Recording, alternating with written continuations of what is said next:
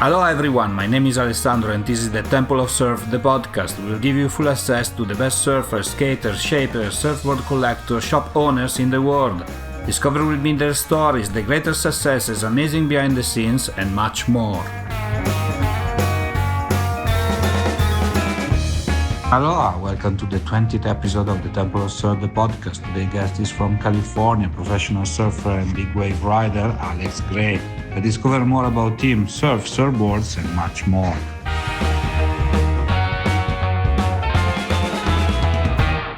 Hi, Alex. Welcome to the show. Where are you today?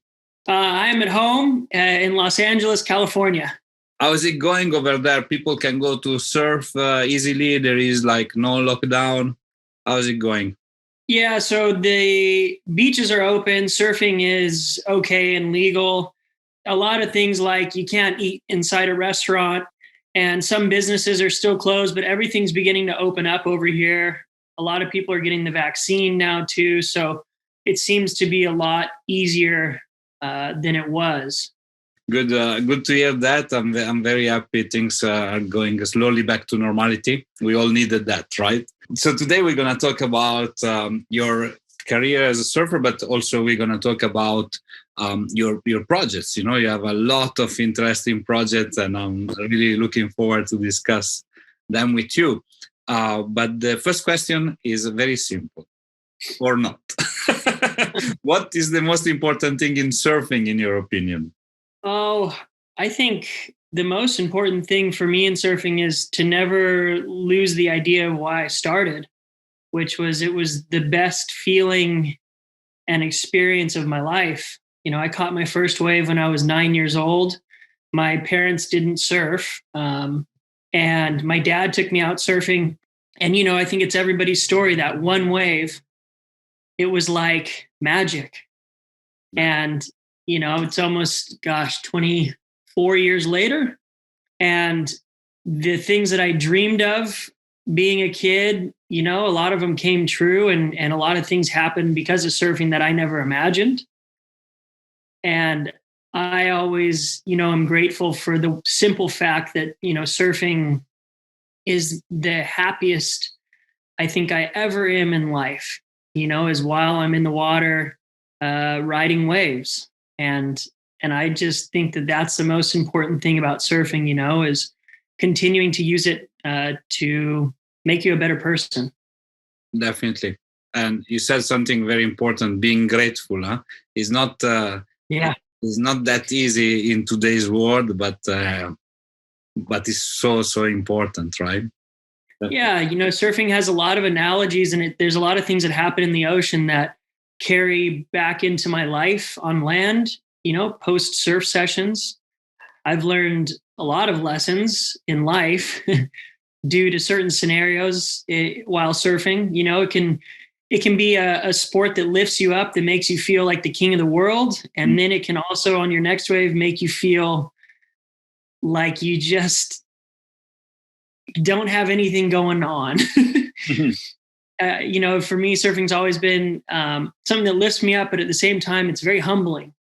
And I think that's why I'm so addicted to it, because every day isn't the same. And I'm always searching for that unique feeling that, you know, it is not every wave and it's not every session and it's not every traveling adventure I go on. And so the gratitude comes for those, you know, moments that we get that you want to cherish forever because they can be life-changing.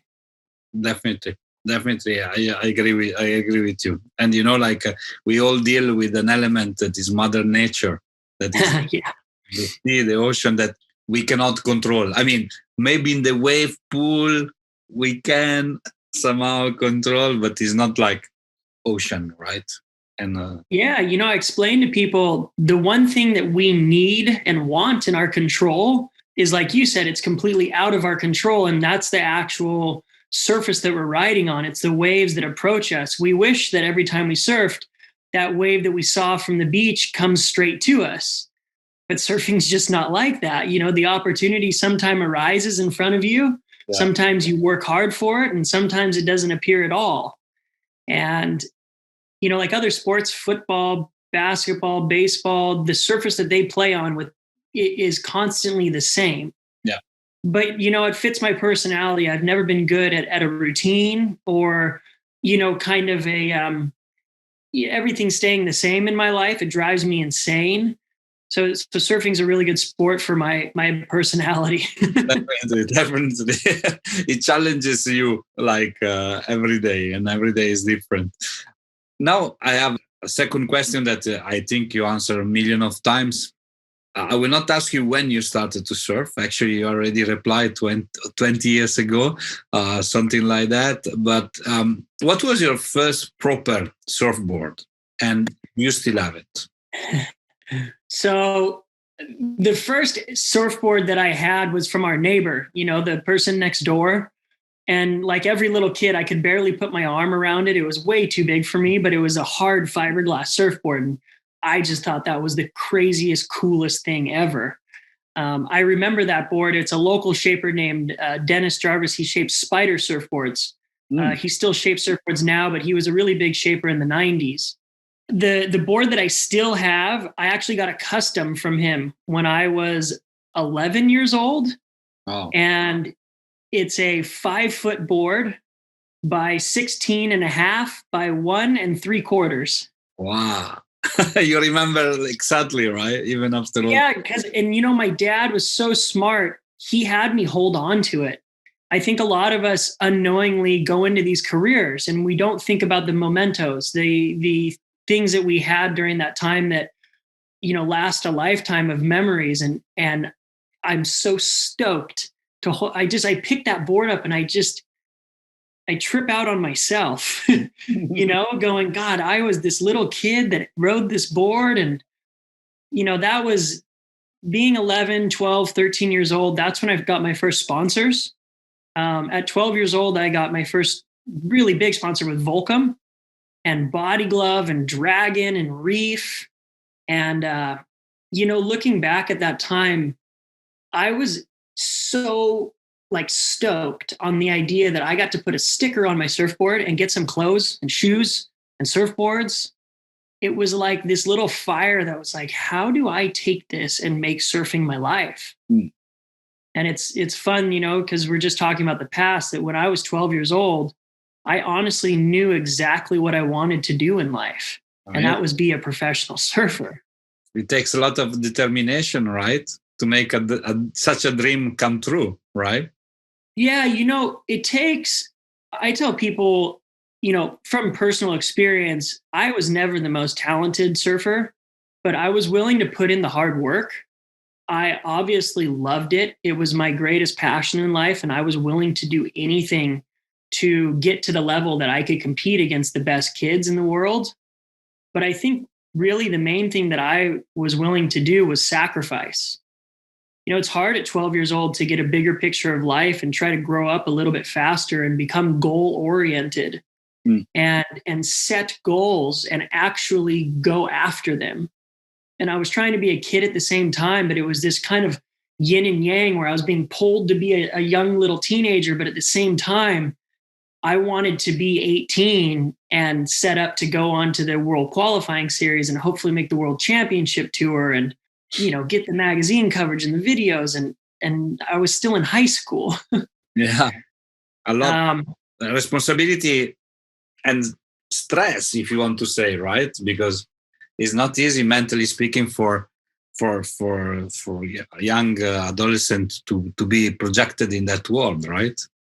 Yeah. And looking back, and even to this day, I put too much pressure on myself. It's kind of a blessing and a curse.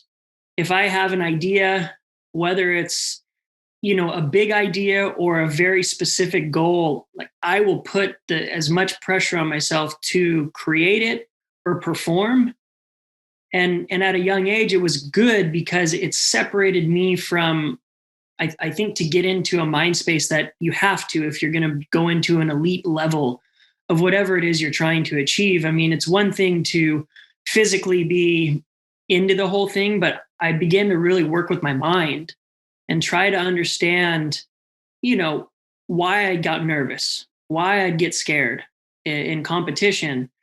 So I was like, 16 years old, but starting to get into the mental aspect of life. And a lot of my friends weren't doing that. And I honestly thought I was a weirdo, but I really enjoyed it, and that's the thing with the surfing is just, it's so much more than just the act of riding waves. I mean, if you want to make it, we as surfers can do anything we want. It can be fun.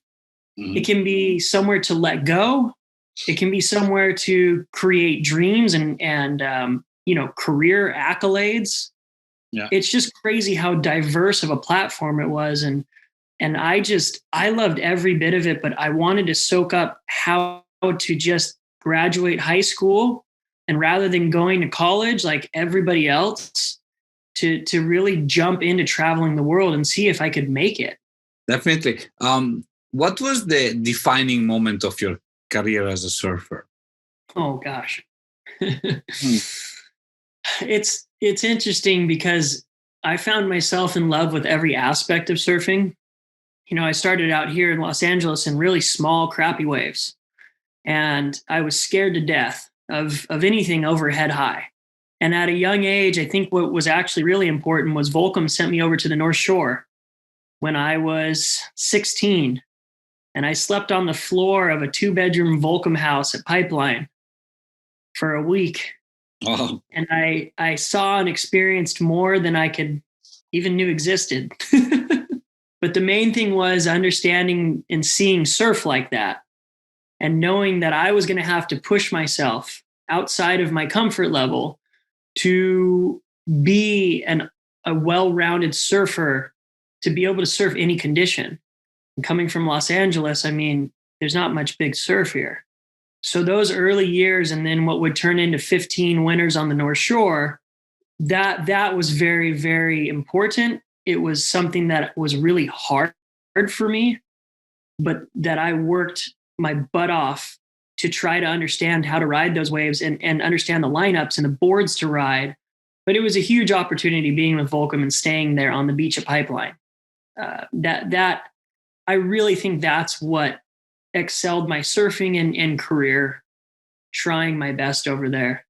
Definitely is a huge change, right? Like going from LA to the Pipeline and to face like the best surfers of the world, especially, right? I guess, because I think over there you can find like really like the top, Yeah, I mean, everybody surfs good over there. And there's local Hawaiians over there that none of us have ever heard of that surf incredible. Exactly. So you have a mixture of guys that, know that wave better than anyone.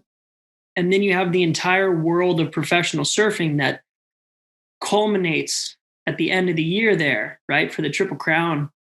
And although a lot goes on all year, Hawaii to me, became the most important thing. It was like, if you weren't good at surfing in Hawaii, you just weren't that cool. Mm-hmm. You had to be able to surf at all. And I always looked up to surfers like Shane Dorian, who could ride a 1-foot wave incredibly well, but then would go and do crazy stuff in scary waves. And, he's in a league of his own, but people like that always inspired me, not to be somebody that only did one version of surfing, but can you handle your own in any type of situation in the water that's thrown at you? And so that was a trip. I was doing the WQS, but then I fell into a love affair with kind of the bigger waves on the North Shore. And I just was like, man, I had a lot of work to do, but happily. Yeah, definitely. Among all the surfers that you met, professional surfer, was there a meeting that was particularly meaningful for you? There's a few people. And when I was young, when I was 12 years old there that I talked about, there was a surfer named Greg Browning who was in the Taylor Steele videos in the 90s, and he's from Los Angeles as well. His girlfriend's dad was best friends with my dad, and we got connected like that. And I'd never seen somebody surf that good before, so it was amazing to be around him, to watch him surf. But also he kind of took me under his wing as a mentor and guided me through those early years of understanding sponsorships, how to do contracts, which sponsors were probably the better ones to go with because there was a longer career sticking with that brand rather than going with another. And it was very helpful.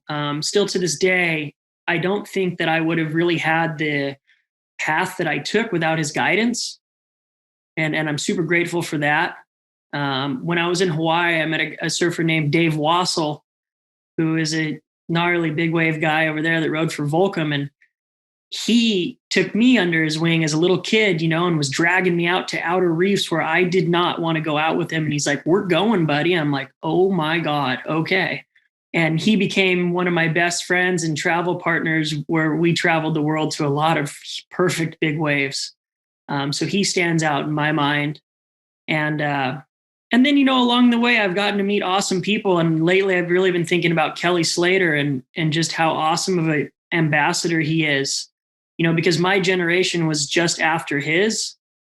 So as a young kid, I had Kelly Slater to look to and see, how good of a person he was, how, healthy of a human he was, how good of a surfer he was. But man, that guy puts in so much effort and hard work. He's almost 50 and he still surfs like he's 15. Exactly. And so I think that my generation kind of had this really cool changing of the guard, but we had really great people to look up to.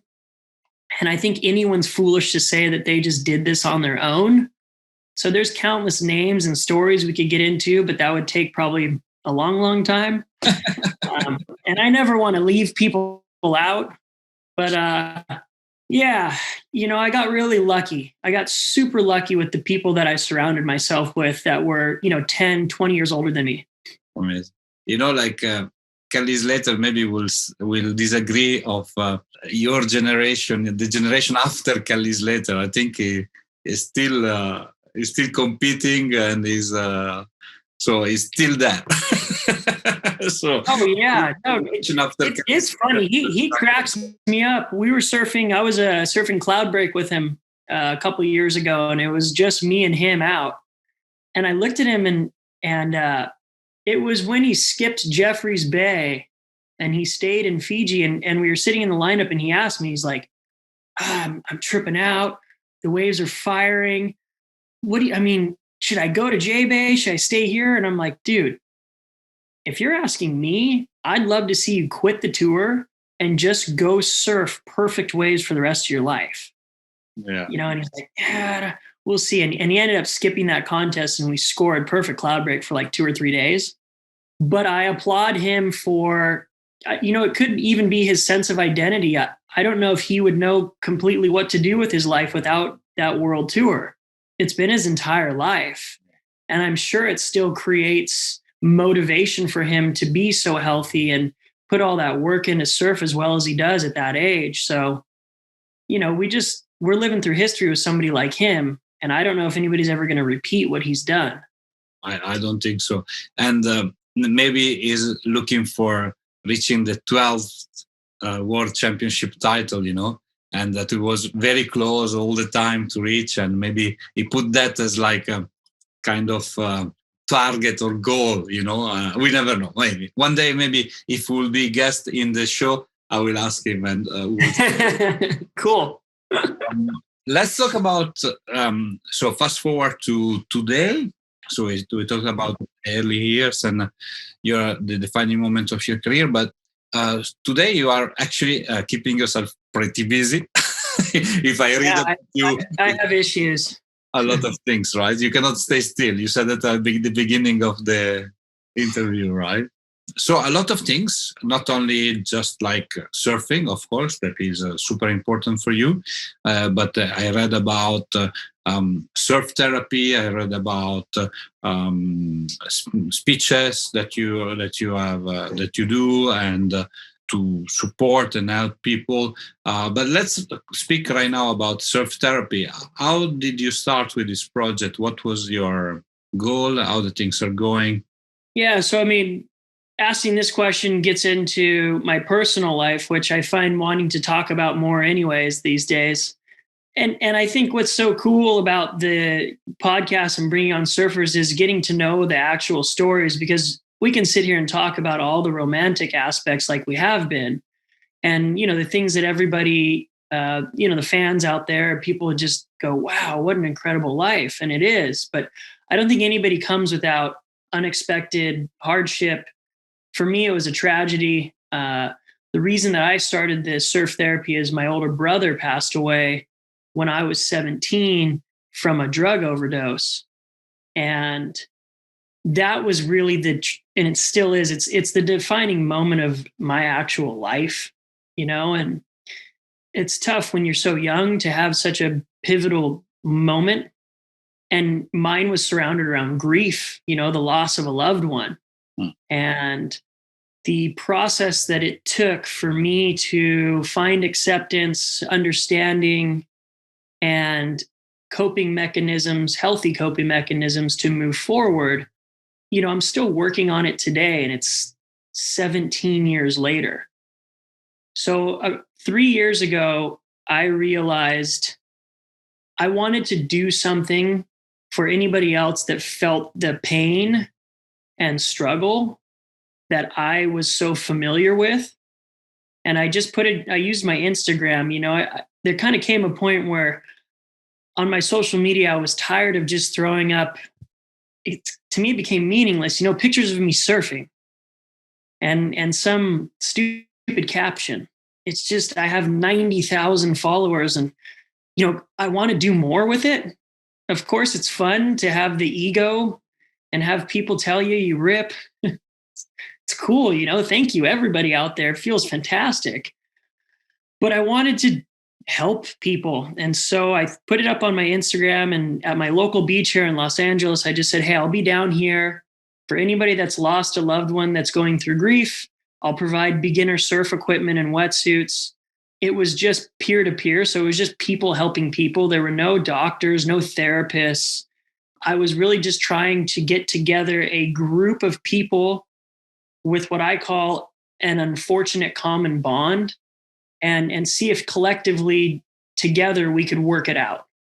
Because one of my biggest mistakes in my journey of my brother's death was I tried to do it on my own. And my personality is very big and happy, but it can also be very dark and depressing and, anxiety riddled and stress and all of that. Like, I don't have a balance in life. I never have. It's really either really high or really low. And when you're doing life like that on your own, at times I was having trouble with friendships because on my worst days, I think people were being affected by me not understanding how to deal with my emotions. So this surf therapy was a way to get people together and do it. Yeah, I think it's important to not do it alone and do it together. And well, I thought maybe one person was going to show up, and 35 people showed up. Wow.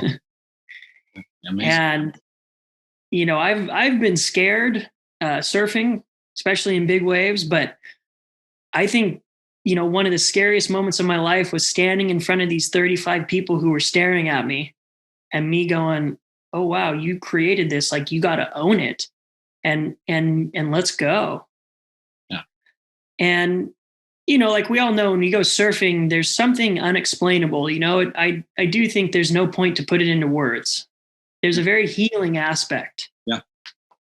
And it was really cool to see others experience that. About half the people caught their first waves ever, and then the other half were avid surfers. And then what I noticed was the change, the sort of lightness and a bit of, almost happiness and strength that when people exited the water after the surf, they came back with. And when we sat down and, we sit in a circle and everybody shares, it was really enlightening and powerful for me to truly go, yes, I always knew the ocean has this, and it's what I've experienced. But that day confirmed it. And so it's just a volunteer thing, it's free. I made a Facebook group, and now there's 600 members from, I think, about 8 countries now. Oh. And I did the surf therapy, surf sessions. I did one a month for 18 months. Oh. And then COVID unfortunately hit and we couldn't gather in groups anymore. Like, if we talk about surfing healing, and surface, I think also there is Surfers Heal by the Pascovitz, right? That they are yes, Surfers Healing. Mm-hmm. With the Down syndrome and all the progresses that can be achieved with surfing. But I guess the truth stays that when you connect between human with something so powerful as the ocean, as the nature, then we all go into a different state of mind, where the important things are totally different than the one we are living when we are in land. And yeah. I ask you this question, and thank you for sharing this with me today and with the people that will listen to the podcast in the future, because you turn something super tragic that affects you and affected you into something positive for other people. And maybe, as you said, you had to deal with this situation by yourself, and maybe other people, they see in you like a kind of way out of their sadness or of their situation, and it's important. Yeah, being the professional surfer, and when I got into my early middle 20s, I was pretty open about what was going on, but at the same time, the surf industry doesn't really allow surfers to be humans. The companies want you to be marketed as the personality and the surfer that they sponsor. Superman's kind. Yeah, and at times it was hard for me. I felt it was a little bit unfair because I had other things that I needed to express and just be day to day. And I completely understand that, people that support me and fans, they want to meet and see the person that they follow. Yeah. But the reality is like everybody's human. Oh, and yes, definitely. Outside of people that are very successful at something that they love, every single person experiences emotions. Everybody's going to experience a really tough time in life, if not multiple times. Definitely. I think as men, every 10 years or so, we go through a radical transition of who we are, and what our purpose in life is. And so there's all of this stuff going on, and it's been hard for me to be vulnerable and actually be honest and be open about my mistakes, the things that I least want to talk about because it's uncomfortable. But at the same time, I feel like everybody deserves to hear and see that, because they need to understand that I'm just like you.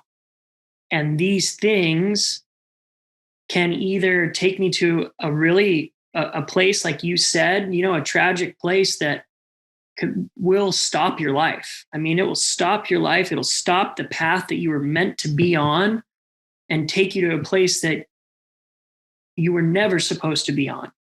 And I know what that feels like. It's a horrible place to be. And so I want to encourage people to understand what that all is, what it means, and then try to provide ways for people to get back on their path of destiny. Get back on the path that you were meant to fulfill. Yeah. And meet your potential. Because as humans, here's the most messed up part that I've learned. You don't grow from the best times in life. You don't grow from sitting on the podium holding a trophy. It's everything that happens up until that moment. And the reality is that you grow from failure. You grow from losses. You grow from tough times in life. But you have to sit and face them. I need to get better at being emotional and showing my emotion and letting it out, and then moving forward and letting that pass and letting it go, not getting stuck. It's so easy. I don't know about you, but it's just so easy at times to get stuck in a thinking pattern that it can drive me insane. And that's where I look at kids. I'm like, dude, surfing saves my life, like all the time. Yeah. There's just days that I can't break the thought pattern. We have the tools, but there's just some days it's too much. And that's where I don't even realize it, but I go surfing because I just am freaking out. And then I surf and freak out. I feel like the guy that you drew, that's your the guy behind you. Yeah, that's me. That's my personality surfing right there. But we're so lucky, right? And it's hard to explain to people who don't surf, and it can be a little bit funny the way that we explain things, the words that we use. Definitely, but I guess, like surf is getting more and more popular in terms of, technology, like with the surf pool, like a lot of people that are not able to surf because maybe they just live on the mountain or in the middle of America or in somewhere then now they can access to the surf. But surf as a sport is different than surf as a culture, right? And surf culture and all that comes with it, like Hawaiian, they teach us, surfing with the Aloha, and that is something that, again, is something very, very difficult to explain, But I guess more and more people will at least get closer to that.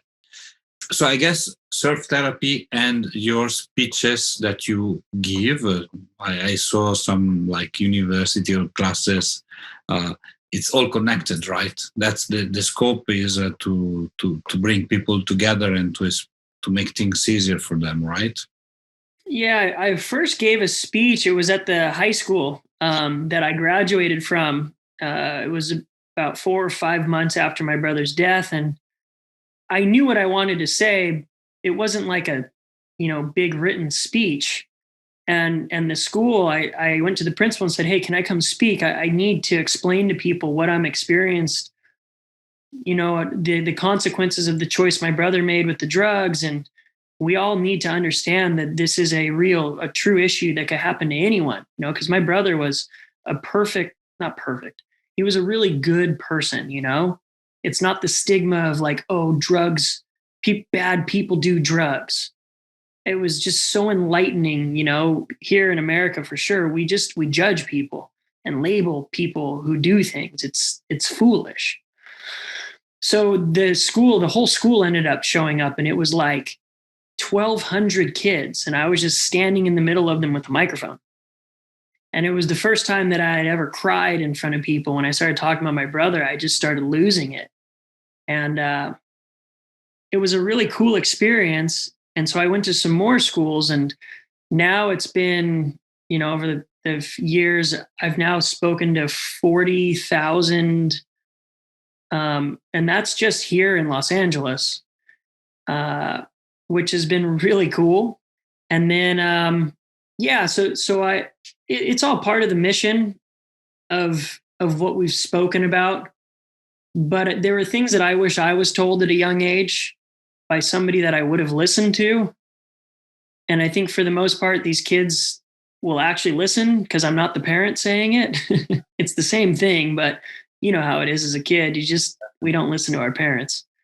Because I worry about that generation, they're growing up so fast with social media and all the information that they're getting and the lifestyles that people are, I say with fakeness, putting on Instagram.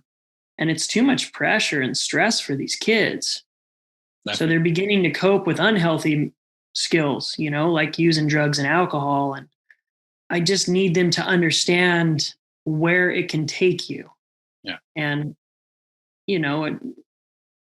I want to see people do well in life, and if I can help people avoid certain situations, that makes me feel good. It becomes full circle of, like I spoke about, I had very great people in my life at a young age. I have incredible parents who supported and loved me. And so at this point on the back end of a career, I have to give back, and I have to be that person that I was given at a young age.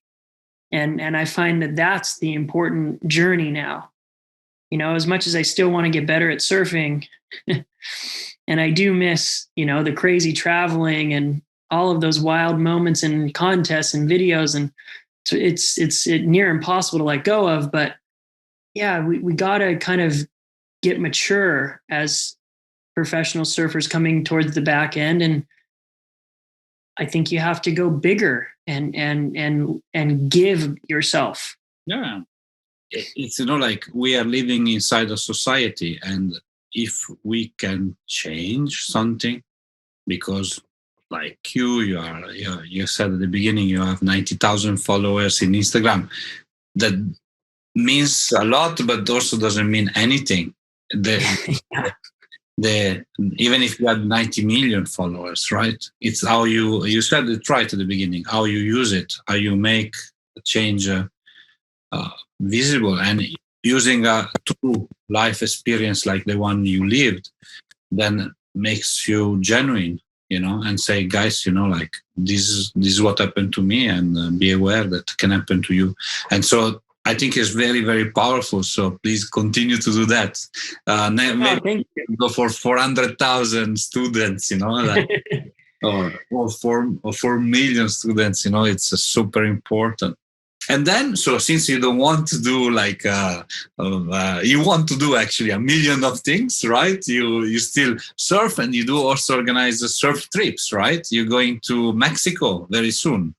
Yeah. So last year was my last paycheck that I got for, to surf professionally. And that was 22 years of being paid to surf, which is, it's fantastic. It's more than I ever imagined, and I'm very proud of myself for it. But a reality came over that, what's the next step?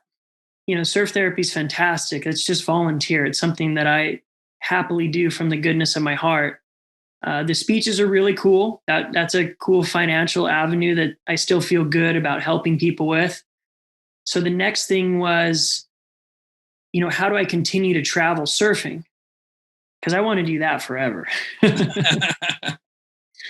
And I was like, I've been to so many places. During the height of my career, I was traveling 10 months out of the year to about 20 different countries. And so out of all of that, I was like, I'd really like to work with, intermediate level surfers, people that have been surfing for a couple years. And, we all get to that point where somebody needs to show and tell you a couple things, and it just unlocks the next phase where you're like, yes, I can get barreled. I can do that big cutback, I can take off late on a wave. And I love that attitude, that time of surfing, because everything is good. Every wave is fun. You just want to learn. So I catered it to intermediate level surfers. And then I've done a few of them. We're going to Salina Cruise to Punta Conejo Resort in Mexico, because I call it the Disneyland of surfing. It's multiple right-hand minute-long sand point breaks. Amazing. And it's just, it's fun. It's fun for professionals. It's fun for intermediate. It's crazy. It's really is for everyone. And my friend, you spoke with him, Mark Arico, Bugs Collection. Yes. He's one of my best friends from home, and he owns the camp. So it's really cool. I go down there, and then I bring 6 guests. We use their local Mexican surf guides to take us around. I bring my professional filmer who filmed my whole life during my career, Mike Nolte. Most people have never seen themselves surf before. Wow. Yes, definitely. And usually it hurts a little more than you think it's going to. At least for me, we think we're doing something while we're surfing, but you don't know what it actually looks like. And, oftentimes the bad things that you think you're doing wrong is actually when you're doing something right. So I go in the water with everybody, and I, in the water, help them with positioning in the lineup. And then I'll also help them kind of wave to wave after each wave, explain certain things to them, arm position, timing, what they're doing on the wave. And then Mike films it all, and we surf 2 or 3 times a day. We just surf. We surf our brains out. I want people to not even be able to walk or paddle by the end of the trip. If you're like me. And then, that night, kind of over some beverages, we watch the footage, and I break it down, and I get to show people, and I'll pause and show them what we had been talking about. And so it's fun.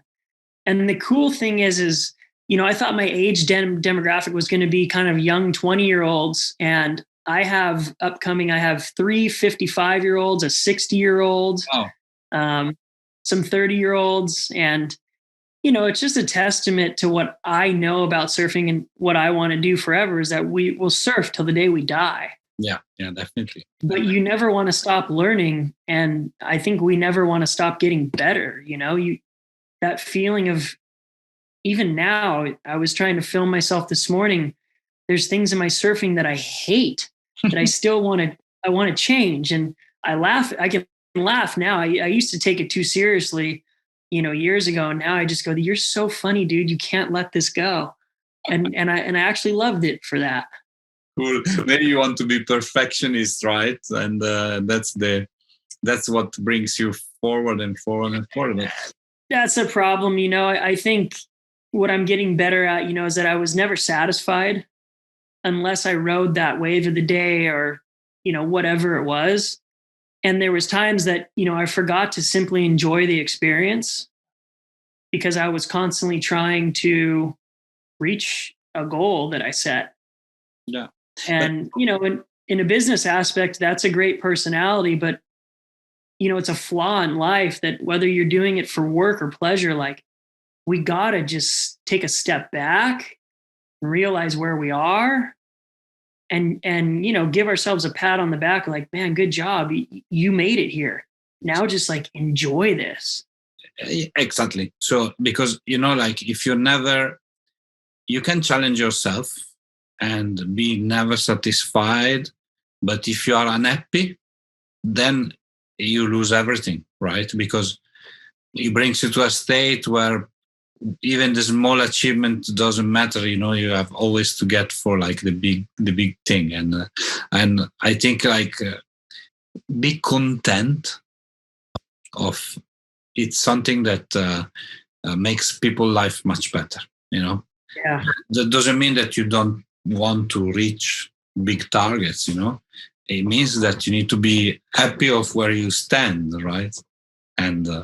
And then definitely, if you want to win the world championship, of course you're gonna work for it, right? But be happy of what you have. And while you were talking, I was thinking, about these intermediate level surfers and their achievement. And through your suggestion, basically, their smile is your smile. Their adrenaline is your adrenaline, right? So it's good also for you as a person. Oh, it's amazing. Because I try to make everybody who comes on the trips an extension of me. And all of the things that maybe I didn't want to share when I was younger because it was going to get people more waves and all this stuff. Yeah. Everyone in my group, I'm like, all right, you guys, I'm going to tell you a couple secrets right now. Okay. About, certain tides and swell directions so that these guys end up getting like the better waves. Yeah. I think that's why I want to bring people is how can I share with you my knowledge and experience of all of these years that I know has made me happy. But to your point, it actually at this phase of my life, it makes me happier to provide happiness for somebody else in the water. And I've let go a lot of my own selfishness where, at times I've been that surfer that wants to catch every freaking wave. And it's easy to do because it's just feels great. But, at some point you got to let go of that. Definitely. And I want to be enjoyable to be out in the water with. And I want to share and be a surfer who, if you came surfing with me, your session was really fun. And maybe I even made it a little bit better for you because I was willing to let that wave go, or whatever it is, even just talk to somebody in the lineup.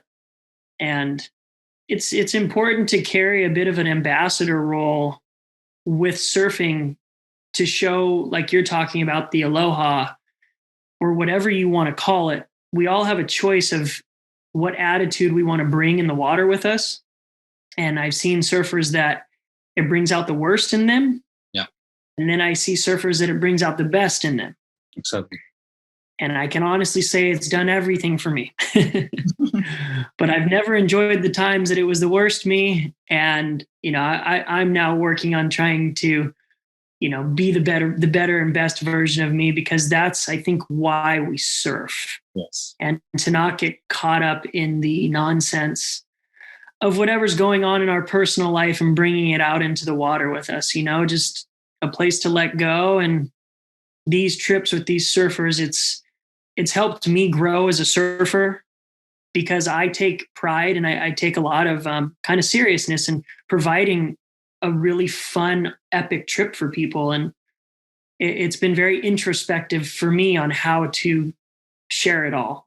Yeah. So it's actually been really good in my life. Good. So at the end is like you get even paid for it. So it's just like it's amazing. The stock continues. Yeah. Yeah. And in the beginning, it's just, I hate the whole thing with money has always freaked me out. And for most of my life, I could provide just free services, and I've come to a point now where I'm not able to do that. I don't have I guess what you would call here in America, a 9-to-5 government job. And I'm not ready to do that. And I want to at least give myself the benefit to know that I have education and skills from these last 20 years that I do believe can provide something for people out there. So when, you're like, you have all this stuff, it's a little bit scary not having a job with security, and not knowing what your paycheck's going to look like and what day it's going to come on. And so I'm trying to create not as many, because I got to be careful. You create too much, and it's just, I'm almost at the point now, like I got to stop and just focus on what I've been doing, because I come up with new ideas and things. It seems like once a week. But take it slow, right? I'll create something, and then all of a sudden I'm like, oh, that was fun for a year, and then I go create something else. I'm like, dude, stop. Like, I because look, I live a bit in fear, to be honest. Where I live in Los Angeles, it's very affluent. There's a lot of money here, and it's expensive to live here. Yeah. All of my family's here. One of the smartest things that I did when I was 22, I purchased a home during, with that surf money. And now 10, 11 years later, like, I'm so stoked. Yeah. Because it's so hard to own a home here now. It's so expensive.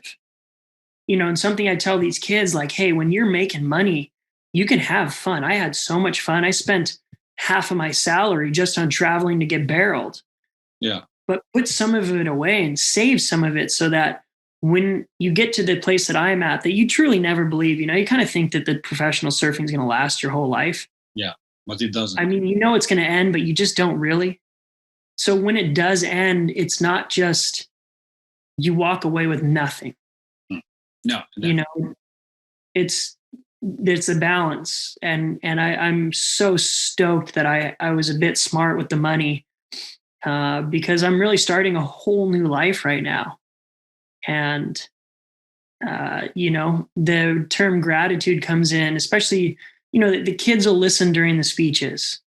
People show up to the surf therapies. People are willing to have me as their kind of guide and coach on surf trips. It's really cool. I just look back and go, okay, I wasn't like a bad person. Yeah. I think for people to want to be around somebody, you have to have done something during your life to attract other people to an idea that you have. And that's a reminder to me that, to just be careful, on how I treat other people, because we never truly understand when we're going to need other people in our lives and who it's going to be. And, at times in my life, I just was in that surf thing, only hanging out with professional surfers and, you can kind of get in this cocky, rock star vibe. Yeah. And it's just, that's really the dumbest. Doesn't last forever, right? So no, and I've acted that way before, and it's like, that's not who people want to be around. And you think that, and that's the time in your life where you're like, I'm invincible. I can be and do whatever I want. And look, that's just not true. Yeah. And that's when you hope you have good people around you to snap you out and be like, hey, buddy, you are blowing it. And I'm like, yes, I am. Exactly. I agree with you. You always need around you people, friends, family that tells you when you hit the bottom or you misbehave, and they tell you the reality check. Reality is different, and it's so important what you do and what the whole effort that you put in sharing this, because today maybe is even worse, right? Today you want to be a celebrity in one day, and not necessarily you are like a pro surfer, but you want to be a pro surfer and be treated as such, right? And Instagram, of course, doesn't help.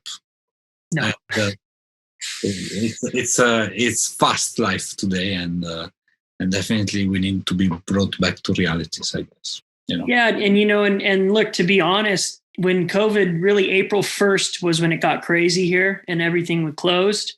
And so all the things that we've talked about, I didn't realize it, but it has to do with travel or gathering people. And those three aspects of my life, they literally stopped overnight. And I had to rent my home out because I didn't have money coming in. And I moved back in with my parents, which in America at 34, people don't do. But I'm glad that I could do it. And for a couple of months, I just had a bit of that income coming from renting my home. And I had to sit there and go, I had to adapt. Like, so what now? Yeah. And I was surfing with a bunch of the kids when our beaches opened back up. Everybody was surfing because surfing in the ocean was one of the only things that you could do. Like you guys, everything was closed, the gyms, and nobody could go exercise. And I looked around and I was like, God, I should just start coaching these kids. So I started another business. Another idea. and I started, so I started another thing, and I called it the Alex Gray Surf Academy. And that's what I've really been doing for the last 6 months. Oh, geez, it's almost a year now. God, that's crazy. So here's a crazy thing. In my life, for the first time in 22 years, I didn't travel for a whole year. But that's gnarly. It's like this for everybody, and a lot of people got really impacted by the fact of non-traveling. All tourism industry or travel industry, and but not only like restaurants, and everybody got impacted. And let's hope it gets out of the way fast, because we really need for our mental health a bit of normality, right? I tried to fight the whole thing, and one of the worst mistakes I did was guess when this was going to end. And I think maybe like most of us, we thought it'd be a couple months, and then it's turned into Lord knows what. And so I think a lot of this for me has been letting go of everything that I wish I was doing and the way that I wish my life was, and just seeing this, for what it is, and then allowing myself to have something to look forward to. And it's hard, man. I don't want to create another business, to be honest, but I will, and during my career, it wasn't always easy. There were a lot of tough times where I thought my career was going to be over, but I picked myself up, and then it took me to a better place than I ever imagined because of that moment. It's a horrible example, but I do think from this whole experience, even as a whole world, because we can all finally relate on a global aspect, right? We can all understand each other right now. I think that there's going to be some great things that come out of this.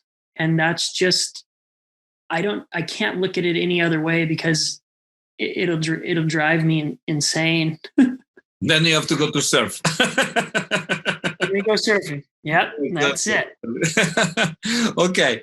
Well, thanks a lot for sharing. I think it was very, very interesting, and definitely it's you share quite a lot of personal stuff, and I really appreciate. And I think that makes you like really like human and relatable. People can relate to you and genuine. And I think this is the power of you as a person. So for this 1 hour at least that we speak together, I perceive it. Are you, well, yeah, hey, thank you so much. See, it's so funny. I'm like, I don't want to stop talking to you because you're a really cool guy, by the way. I didn't know much about this and you reached out to me, and I love the way that you've done the drawings of everybody. It's not me. It's just Italian artist that does that. Yeah, but it's fine. I mean, it's a part of your idea, and it's really cool. And I was looking at the people who you interview, and there are all a lot of people that I look up to, and some people who I didn't know. And I started reading about them, and that's good. You're doing a really cool job, because I think the surfing can be told the same story over and over again. Yeah.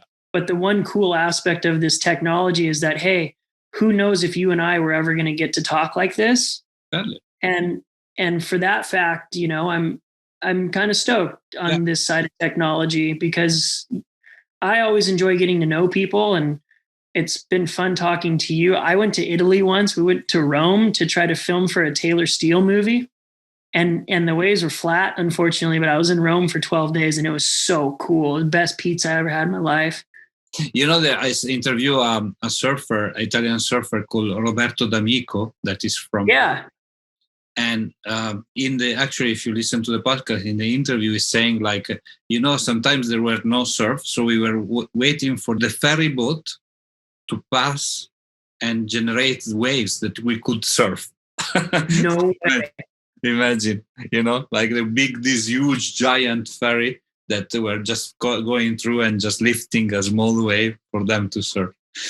Yeah, I mean, Italy has a full surf scene, and a lot of good surfers. Yeah, and I couldn't believe it, And unfortunately, so we didn't surf. Then we went to Tunisia to try to surf, and there was no surf there. So then we went to Egypt. Okay. Right, because Taylor Steele wanted to have something from it, so he wanted to film the pyramids, and we ended up getting really fun surf in Alexandria in Egypt. Nice. Yeah, it's in a movie called Sipping Jet Streams. Nice. I will have a look, definitely. Yeah, I think Tim Curran has a part in there from like northern Italy or something like that. Okay, I didn't. Yeah, so I'll check it out. Sipping Jet Streams. I think it's on YouTube now. Okay, I'll check. Definitely, I'll let you know. So we're gonna finish our interview with a short Q&A session. So please answer the first thing that comes up to your mind. Okay. The best surfboard that you ever ridden? Al Merrick MBM Plus from 2008. Cool. Your favorite shaper? Al Merrick. And the only reason I say that is I've been riding for them for 20 years, and they're the only surfboards I ride. Yeah. So definitely easy answer for you. Easy question. Your favorite song? Personal question. Ooh, favorite song. God, that's a good question. I've been listening to a lot of reggae. So right now, Steel Pulse. Okay. Your favorite surf spot? That's a good question. I'm going to keep this real easy. The place where I rode my first wave ever at Torrance Beach. Cool. I said favorite shaper, favorite surfer. Favorite surfer, the one having the most fun. No, that is an easy way out of answering me. My favorite surfer, Tom Curran. Nice. Amazing. Last question. If you listen some of the episode, you know what I'm talking about. It has nothing to do with surf. I want to know your best relationship advice. Don't be a surfer. Because relationships are impossible when you love surfing more than anything. The girlfriend never understands. Never, right? No. But like if you are on tour, maybe like is difficult for the relationship. But I guess being a surfer also sometimes, not all the time, but makes you also a very nice human being. And so maybe that adds in relationship. So I wouldn't exclude. Yeah. I think actually for the first real time in my life, I'm more kind of open-heartedly, seeking more of a partner in life. Traveling the way that I did, I've had, a couple really, great relationships, and it was so hard, to see the person half of the year basically. And that was one of the harder sacrifices during my life, of having to really kind of just not be able to entertain, being able to spend more time in a relationship aspect. Definitely. It's hard. But thanks a lot, Alex, for being on the show with me today. And I look forward to talk to you very, very soon. Yeah, Temple of Surf, baby. Thank you. Ciao, Alex. Have a nice day. All right. Ciao. Ciao, Bella. Ciao, Bella.